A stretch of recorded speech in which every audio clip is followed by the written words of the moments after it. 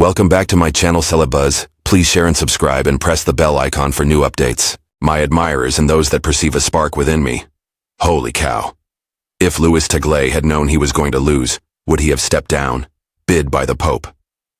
You will be shocked at the response. The Papal conclave of 2025 was a hopeful event for many Catholics across the globe, particularly those in the Philippines. One of the most revered and profoundly moving figures in Christian history was Cardinal Antonio Tagle, who was sometimes compared to the Asian Francis. Lots of people hoped. Despite widespread belief, Cardinal Robert Francis Faust was officially elected as the 14th Pope Leo I when the white smoke cleared. The letdown was palpable. It reverberated in news stories, online communities, homes, and private prayers. Speculation ensued.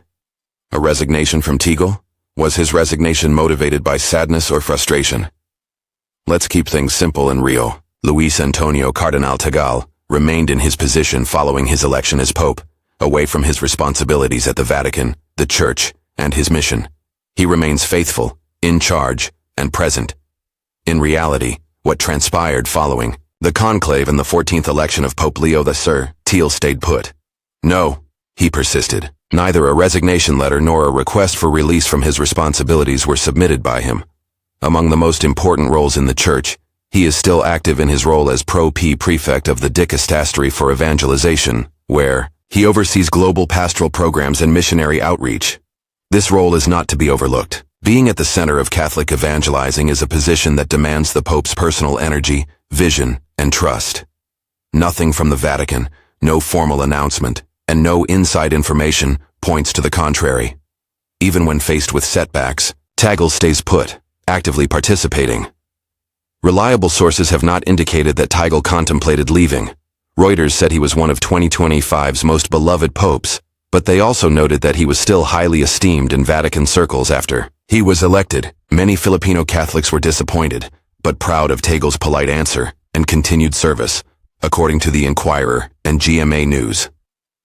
His impact is still felt, and he is seen as an important figure for the Church's future, according to USA Today and NCR. First, I need your assistance. It would mean a lot to me if you could subscribe and help me accomplish my goal of 30,000 subscribers by the year's end. The most convincing proof. Pope Leo XIV has not requested that he resign. He has even kept him on board temporarily as an important member of the Vatican leadership. A cardinal, a leader at the Vatican, and a spiritual voice on every continent. Luis Antonio Tagle is still with us. A guy who holds fast to the belief that the way to holiness is via service, not through position. And maybe that's the true reason he wasn't selected. I don't think he wasn't deserving, but he needed to be exactly where he is. Did you know that predictions were merely an annus mirabilis in the annals of the Church? It appears that time has come to put an end to that period, as Cardinal Luis Antonio Tagle finds himself in the epicenter of a prophecy that dates back centuries and is causing the Catholic Church to tremble. A prophecy emerges from the depths of darkness. In a remote region of Italy, the narrative starts. Writings attributed to Friar Martino, a monk from the 1300s whose text remained unaltered for decades, were discovered amid the remains of a once thriving monastery. Years passed with his writings written off as little more than apocalyptic mythology, a holdover from the medieval fear that had no place in today's world. But it's now in the news. 2 popes are still to be appointed, according to Martino's prophecy, a uniter and a destroyer respectively. The second would emerge out of nowhere, disguising itself as reform, while eating away at the Church's own essence, as he described it in his essay. Despite his merciful grin, he would rule with an iron fist. He would sow confusion and disperse the shepherd so that his wolves could feast on their lost traditions. Unfulfilled for ages, the prophecy fell into oblivion. Many are wondering if the prophecy is being fulfilled in our midst, given the unexpected election of Pope Leo I and his quick consolidation of authority. People are drawing analogies to the saint even when they aren't talking about Martino. The vision of Malek, written in the 12th century, predicted the succession of popes all the way down to the last pope. Readers are going back over the lines. They were rematched. Pope Leo I, the 14th, is now said to have allied himself with the most sinister of Malachi's characters. Even if revered church historians are being careful and urging discernment, the speculation has made its way to the press, parishioners, and pastors. There is growing skepticism even among lay Catholics.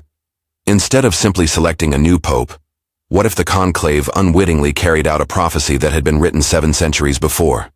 There is a widespread sense among Catholics, both liberal and conservative, that something monumental is transpiring. A change in attitude as well as leadership. The fact that it is being associated with prophecy simply adds to the anxiety. But that's not all there is to it. Prophecy, when interpreted correctly, does not include fear. Getting ready is the key. Being observant and having a faithful heart are key. Putting the truth first and refusing to budge when pressure is high are key themes. What comes up after this? Faithful are keeping tabs. A pontificate begins with Pope Leo I the 14th. His every step is being closely watched. Will he accept the challenge of the prophecy and show that it is not true by his actions? Alternatively, will the alert still correspond to what's happening? Please assist me before we go any further. It would mean a lot to me if you could subscribe and help me accomplish my goal of 30,000 subscribers by the year's end. Currently, Cardinal Tagle is still serving in his role at the Vatican. Faithful Catholics all across the globe are praying, keeping an eye on developments, and trying to make sense of the prophecy. The media and theologians are both analyzing it. Was this the Pope we were informed about, or the one we were promised? How about Pope Leo the 14th tries to get Burke and Tagle back together? As it went from chaos to calm, a chapel caught between two titans. Like Burke and Tagle, few names represent the spiritual struggle within the Church. Cardinal Raymond Burke, a conservative American, was famous for his vehement opposition to Pope Francis, the traditional Latin liturgy, and his strict adherence to dogma. Cardinal Luis Antonio Tagle, the gentle Filipino often referred to as the Asian Francis, is a progressive preacher whose progressive style, emphasis on mercy, and emotionally charged sermons have won him widespread acclaim. Although they aren't actually enemies, they have become emblems of two opposing ideologies within the contemporary Catholic Church's ideological drama, and few thought they would ever be able to make amends. Although some may question its feasibility, Pope Leo I the 14th seems to think it's essential. Let us discern together, not as enemies, but as brothers bound in Christ. Pope Leo I said on the 14th, "All of our teaching will be for naught if we are unable to move forward in charity. There is no criticism or defensiveness, only an open invitation. Come here with me." It was a moving scene, and many have since taken it to mean that Pope Leo I the 14th is not coming to pick sides but to mend fences.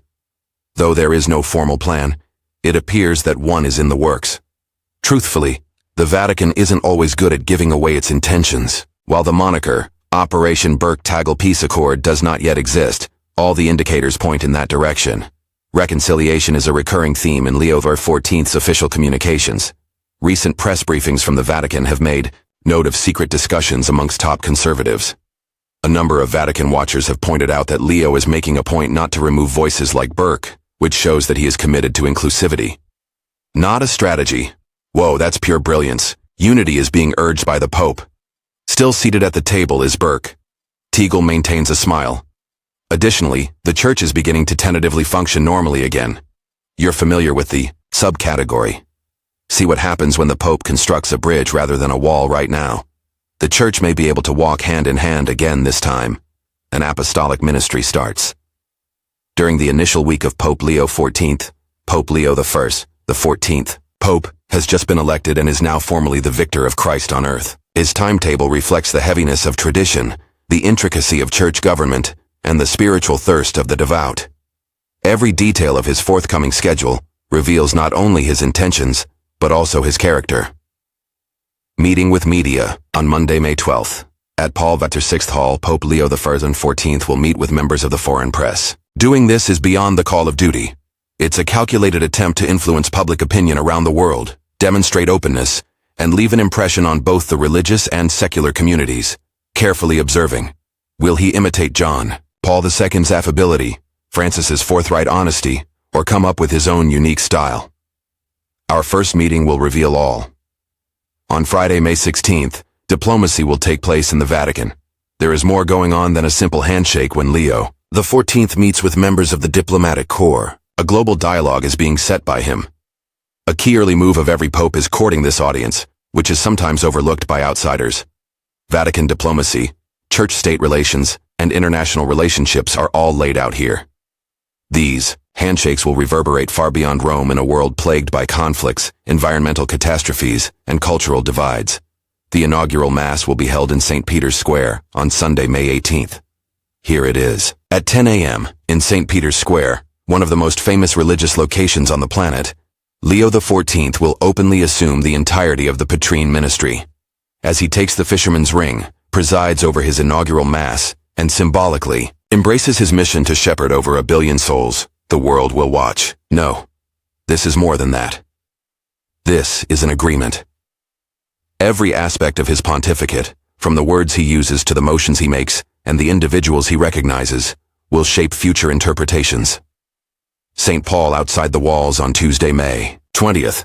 The acquisition of the Basilica of St. Paul outside the gates by Pope Leo XIV will be a deeply symbolic gesture in papal tradition. The burial site of Paul of Tarsus, the first major missionary of the Christian Church, in this basilica represents the Pope's mission to spread the gospel all over the world, not just in Rome. This establishes Leo as more than simply a ruler. It also positions him as the successor to the apostles and connects his present with the past of the early church. Wednesday, May 21st, General Congregation, meeting with believers. In every case, the first broad public is illuminating, direct communication between the Pope and the people, unfiltered. Many Catholics are still grieving the loss of Pope Francis, and they want to know what this next Pope believes so they can better understand the future. Here is where Leo the 14th Pope, will address their concerns head-on.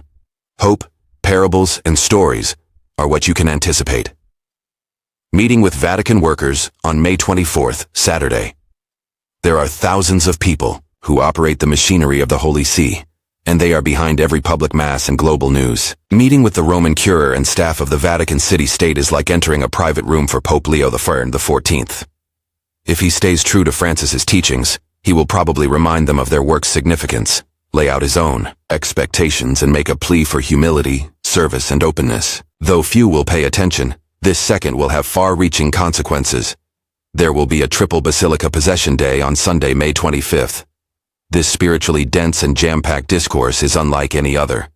The Regina Caeli prayer will be led by Pope Leo XIV on May 25th from St. Peter's Square, a sacred time for calling on mothers and celebrating Easter with delight. 2. To establish his pastoral power over the Diocese of Rome, the Pope must take possession of the Basilica of St. John Lateran, his actual cathedral, as Bishop of Rome. Finally, pay a visit to the Basilica of St. Mary Major, which houses the cherished Salo Salvi Romani icon of the Virgin Mary and is a site steeped in papal devotion. 1 Pope, 3 Basilis, and a continuous line from Peter to the present day. What else is in store after May? May is not the end of Pope Leo XIII's calendar. Actually, this is only the first month of a year jam-packed with diplomatic and spiritual landmarks. Holy Year, Jubilee festivities.